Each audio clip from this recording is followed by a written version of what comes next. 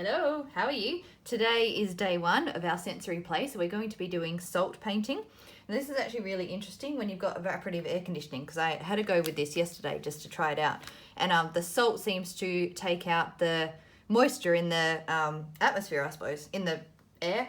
Air would be a better word. Anyway, so trying to dry it inside was actually quite impossible because it kept taking all the air from the air conditioning and putting it in my artwork. But anyway, we will try again and I will dry it outside in the 40 degrees. All right, so this is it's a part of our pre-writing book for 3 to 4 year olds. So you've got the full alphabet, it comes with colours, numbers, a whole stack of things, cutting, but these are just a few pages, and I'm going to start with A for alligator, and we'll add some colour to our alligator as well as do the letters here. So what we really want to encourage our younger ones is to not give them this sort of worksheet and a pen for them to hold a pen and write, because they shouldn't be holding a pen before 4 because their hands aren't developed enough. We want to give them these activities and provide different sensory sensory play ideas, sensory play activities for them to learn their letters, become familiar with how to form them correctly. And you've got the directions on here, they're very clear, but we want to do it without a pen in hand, yeah? So I have glue. I'm just using this glue. This one has been sitting upside down because I keep doing that in my videos and I can never get the glue out. So we're going to glue first, and I'm going to use a decent amount. Well, that wasn't very straight. So again, following the way we would form our letter A, letter A. And then back down. I'm going to put it in a tray because I've learnt my lesson and made a mess of my desk.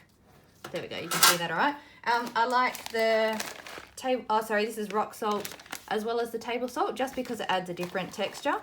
You don't have to use both, use either or. So I'm going to sprinkle that on there. By adding it in a tray, I can shake it backwards and forwards and it will stick to the glue without it ending up on the floor and everywhere else.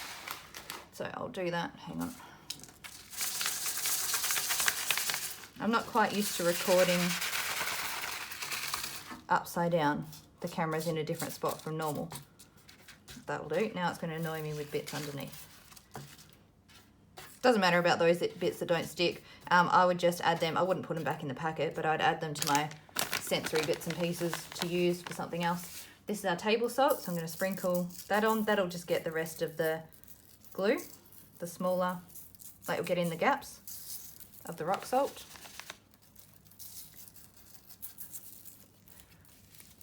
Yuck, don't like the feel of that. Shake it again just to get in the cracks. I knock it from underneath because the glue's still wet and I used a fair amount, but there we go, see that? So it's nice and textured now. When it's dry, you can run your fingers over the top of it and it adds a different sensory element to practicing the letter formation. All right, so we've got our chunky salt. We've got blue and green food coloring here. I'll move this out the way. So the instructions of what to do are here. So what you need, how to do it, and then there's different play ideas. So it comes with 2 to 4 play ideas for each activity. I really like you to, think outside the box, think of different ways that you can use each of these. And also so you're not going to all this effort and, it's used for a couple of minutes and then, you pack it away and move on to the next thing. So we try and reuse as much as we can, and then one activity, leave it to lead into something else. I mean, that's not possible all the time, but I do keep it in mind when doing our sensory play videos. All right, I added a bit more food coloring because I had it too watered down when I tried this yesterday. What should absorb? See? In saying that, I think I liked the colour better yesterday when it was lighter. Hang on, I'll dilute it a bit more. Do you want the camera zoomed in? Hang on, can I do it while I'm... There we go. And I'm going to water down my colours now.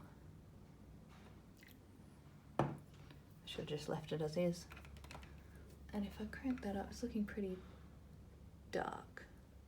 No, that doesn't make any difference, does it?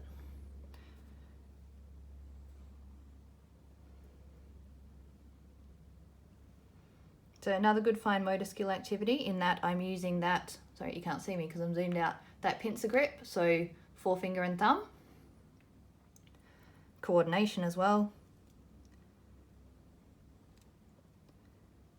All right, hang on, I'll zoom out again so you can see me do the rest. We'll shift you over there. And then put this out in the sun to dry. It won't dry inside with evaporative aircon, as I found out. It's actually quite a fun activity. What I have put on the bottom of the play sheet, so encourage you to try it with different materials. So use it on paper, try it on watercolor paper, try it on paper towel or fabric, and just see how it reacts and absorbs. The other thing you can try, I've left the glue dry when I've done this. I've left the glue wet, so I've done it straight away. There's not been time lapse or anything. Try it, put the glue on, put the salt on, let it dry, and then come back and do the coloring and see what the difference is, the effect, yeah? You can see here, it's slowly starting to soak into the paper. So it will look quite different now in 20 minutes time from what it does now. All right, I am going to leave you to it. Have a play, have an experiment, see what you come up with. If you want to let us know what you do come up with or show us photos, put them in the Inspire Create Play Facebook group. Loads of play ideas there too. Now each day there will be a different sensory activity. So we're on day 1. Check back in with us tomorrow for day 2. I'll talk to you soon. Bye.